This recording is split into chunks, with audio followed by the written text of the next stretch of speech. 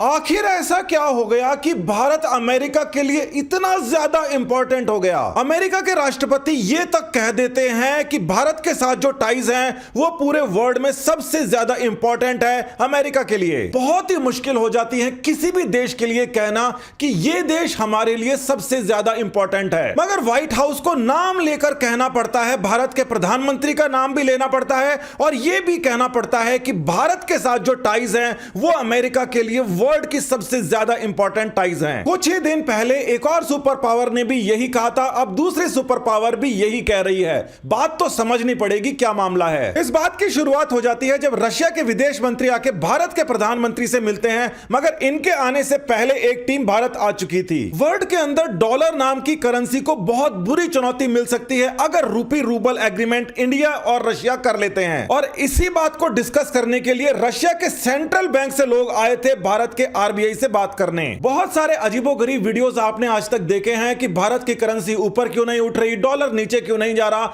मगर आज उसका असली पता पड़ेगा। रशिया के विदेश मंत्री एक स्टेटमेंट देके जाते हैं कि ये जो वेस्टर्न काउंटर पार्ट्स है ये बहुत ही बड़े चोर हैं, रातों रात आपका पैसा गबन कर सकते हैं। अब कौन सा पैसा रशिया का इन्होंने गबन कर लिया जिस पैसे की वजह से डॉलर को मजबूती मिली थी और उस पैसे को अब वो वापस नहीं देना चाहते। अमेरिका हो या कोई सा भी नेशन हो, वो कुछ चीजों को इंपोर्ट करता है और कुछ चीजों को एक्सपोर्ट करता है। सीधी बात है कि इंपोर्ट के बदले में डॉलर्स देने पड़ते हैं और अगर एक्सपोर्ट किए जाते हैं तो डॉलर्स आ जाते हैं। अमेरिका की जगह कोई और देश जैसे भारत, पाकिस्तान, कोई भी देश होता कि अगर हम इंपोर्ट ज्यादा करते हैं एक्सपोर्ट कम करते हैं तो हमारी करेंसी गिर जाती, मगर अमेरिका एकमात्र ऐसा देश बन चुका है जो कि इंपोर्ट करता है ज्यादा और एक्सपोर्ट करता है कम, मगर फिर भी इसकी जो करेंसी है वो बढ़ती ही जा रही है। सबसे पहले यह बात समझिए कि भारत को किसी भी कंट्री के साथ अगर ट्रेड करना है तो वो ट्रेड डॉलर में होता है और डॉलर के अंदर ट्रेड करने के लिए डॉलर खरीदने भी पड़ते हैं। आप ये समझिए कि डॉलर एक कॉमोडिटी है जैसे कि ऑयल, अगर ये डिमांड में ज्यादा हो जाएगा तो इसकी रेटें बढ़ जाएंगी। अगर इंडिया को रशिया से भी ट्रेड करना है तो इसको पहले डॉलर खरीदना पड़ता है, डॉलर लेता है, रशिया से सामान खरीदता है और बदले में डॉलर दे देता है। रशिया इस डॉलर को बेचता है और बाद में वापस अपनी करेंसी रूबल खरीद लेता है। कोरोना के समय सभी की करेंसीज गिरी मगर डॉलर बढ़ गया। उसी तरीके से वॉर होने के बाद में भी देखा जा रहा है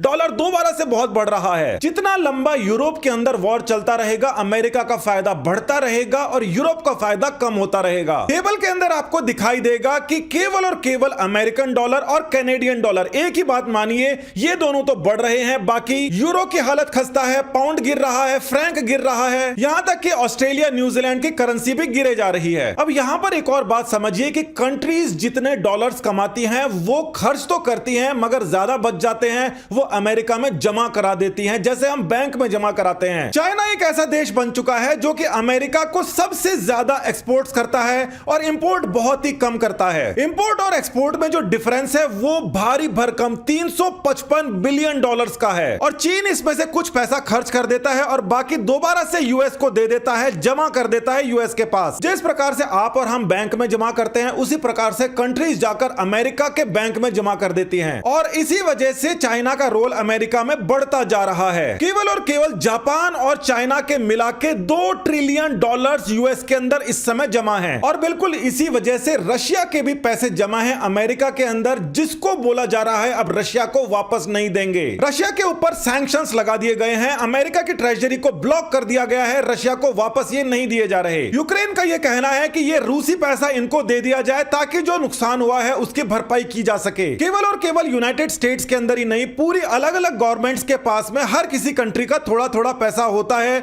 जिसके अंदर बिलियंस ऑफ डॉलर्स जो रशिया के हैं उनको कहा जा रहा है यूक्रेन को दे दिए जाएं। भारतीय रिजर्व बैंक के पास में भी इस प्रकार के अलग अलग देशों के पैसे पड़े हैं जिसको डेप्ट कहा जाता है, वो इस समय 571 बिलियन डॉलर्स हैं। इसका मतलब भारत के पास केवल आधा ट्रिलियन डॉलर ही है क्योंकि ज्यादातर कंट्रीज ट्रेड तो डॉलर्स के अंदर करती हैं, रुपीस में नहीं करती। अमेरिका के अलग अलग जो प्रेसिडेंट्स आए हैं उनका ये ग्राफ देखिए, सबसे ज्यादा तो यहां पर पैसा बनाया है ओबामा के समय। इसीलिए हर सरकार ये चाहती है कि सिटीजन ज्यादा से ज्यादा पैसा बैंक के अंदर रखें, जैसे जनधन खाते इसीलिए खुलवाए हैं। अब यहां पर देखिए कि अगर ये विजिट के बाद में ट्रेड के लिए डॉलर्स को बंद कर दिया जाता है तो डॉलर की डिमांड बहुत ज्यादा गिर जाएगी। मार्केट के अंदर जिसकी डिमांड गिर जाती है उसकी करेंसी की वैल्यू गिर जाती है, इंडेक्स उसका गिर जाता है। चाइना के भी तकरीबन 1 ट्रिलियन डॉलर अमेरिका के अंदर पड़े हैं हैं जितना भारत का रिजर्व है उसके भी 2 गुना, मगर फिर भी चाइना इनको निकालता नहीं है। मगर आने वाले समय में वो ये पैसा निकाल सकता है अगर रुपये रूबल के बीच में नए प्रकार के समीकरण बन गए